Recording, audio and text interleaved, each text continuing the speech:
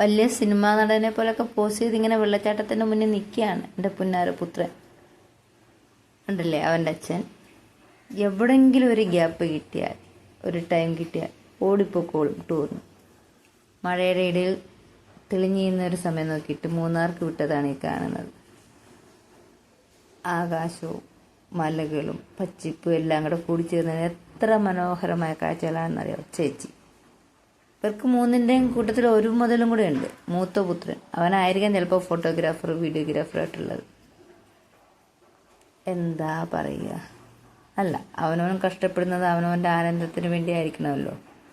അപ്പോൾ അത് maximum enjoy ചെയ്യുക എന്നതാണ് പ്രധാനം. നടക്കട്ടെ, നമുക്കും രസമാണ്. അതാണ്ടേ ന്യൂലി വെഡഡ് കപ്പിൾസിനെ പോലെ നടക്കുന്നുണ്ടല്ലേ രണ്ടും കൂടെ. അവൾക്ക് ചിരി വരുന്നുണ്ട്, കൈ കോർത്ത് പിടിച്ചിട്ടുണ്ട്, ആടിപ്പാടി വരുന്നുണ്ട്. ഞാൻ ആ വോയിസ് എല്ലാം മ്യൂട്ട് ചെയ്തിട്ടാണ് പുതിയത് സെറ്റാക്കുന്നത്.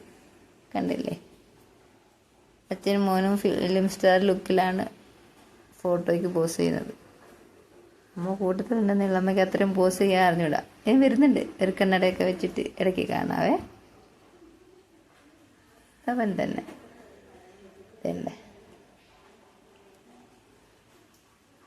ശിവരശൻ്റെ കണ്ണടയൊക്കെ വെച്ചിട്ടാണ് നിൽക്കുന്നത്, കണ്ടില്ലേ? രസമുണ്ട് കാണാൻ. ആ ബാക്ക്ഗ്രൗണ്ടാണ് ഏറ്റവും മനോഹരമായിട്ടുള്ളത്. നമുക്ക് എത്ര കണ്ടാലും മതി വരാത്ത കാഴ്ചയാണ് തേയിലച്ചെടികൾക്കിടയിലുള്ള കാഴ്ചകൾ. ആ മലയെ തൊട്ട് മേഘത്തെ തൊട്ട് നിൽക്കുന്ന കാഴ്ചകൾ. അത് എത്ര തവണ മൂന്നാറിൽ പോയാലും നമുക്ക് മടുപ്പ് വരില്ല. അത്രയും നമ്മുടെ മനസ്സിനെ പിടിച്ചു നിർത്തുന്ന കാഴ്ചകളാണ് അവിടെ ഉള്ളത്. ഞാൻ തന്നെ ഇപ്പോൾ 7 തവണ കൂടുതൽ കണ്ടു പോയിട്ടുണ്ട്. പൊടിമീശക്കാരൻ ഇതാ നിൽക്കുന്നു, സ്റ്റൈലും കാണിച്ചുകൊണ്ട്.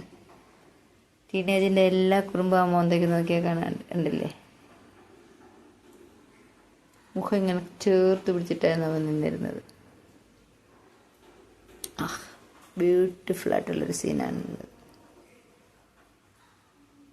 ഇപ്പം അച്ഛനും മോനും എന്ത് മുഖത്തിൻ്റെ വൃത്തിയുടെ മറിക്കാനാണോ കറുത്തണ്ണടയും വെച്ച് നിൽക്കുന്നത്?